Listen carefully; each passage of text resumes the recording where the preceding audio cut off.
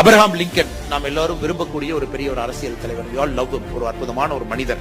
லிங்கனுக்கு பாத்தீங்கன்னா அமெரிக்கால ஸ்லேவரி எடுக்கணும் அப்படின்னு ஒரு ஆசை. அந்த அமெரிக்கன் கான்ஸ்டிடியூஷன் 1776 அந்த கான்ஸ்டிடியூஷன், நான் சொல்வது கிட்டத்தட்ட 250 ஆண்டுகளுக்கு முன்பு அந்த கான்ஸ்டிடியூஷன் எழுதப்பட்ட பொழுது 3/5 காம்ப்ரமைஸ் ஒரு வார்த்தையை பயன்படுத்தியிருப்பாங்க. 3/5 காம்ப்ரமைஸ் ரொம்ப பயங்கரமா இருக்குங்க. அதாவது நார்த்தும் சவுத் ஆஃப் அமெரிக்கா ஒன்னு சேர்த்தி அதை யுனைடெட் ஸ்டேட்ஸ் ஆஃப் அமெரிக்காவா உருவாக்கணும் அப்படிங்கிறப்போ சவுத் என்ன சொல்லுவாங்க, இல்ல எங்க கிட்ட நிறைய ஸ்லேவ்ஸ் இருக்காங்க, நார்த்ல ஸ்லேவ்ஸ் இல்ல, அங்க நிறைய ஒயிட் பீப்புள் இருக்காங்க, நம்ம ஒன்னா இணைஞ்சோம்னா ஒரு ஸ்லேவுக்கு ஒரு ஓட்டு, அங்க இருக்கக்கூடிய வெள்ளக்காரனுக்கு ஒரு ஓட்டுனா அப்புறம் பிரசிடென்ட்ஸ் எல்லாமே பெரும்பாலும் சவுத்ல தான் வருவாங்க, நார்த்ல இருந்து யாருமே பிரசிடென்ட் வர மாட்டாங்க. இது பேசிக் காம்ப்ரமைஸ் பாலிடிக்ஸ்.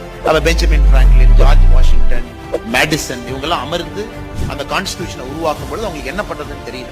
சவுத்ல மக்கள் தொகை அதிகமா இருக்கு, காரணம் ஸ்லேவ்ஸ் அங்க அதிகமா இருக்கிறாங்க. ஆனா ஒரு ஓட்டு சமம் நம்ம வச்சோம் அப்படின்னா பிரசிடென்ட் சவுத்ல இருந்து தான் வருவாங்க, நார்த் ஆஃப் அமெரிக்கால இருந்து யாரும் வரமாட்டாங்கிறதுக்காக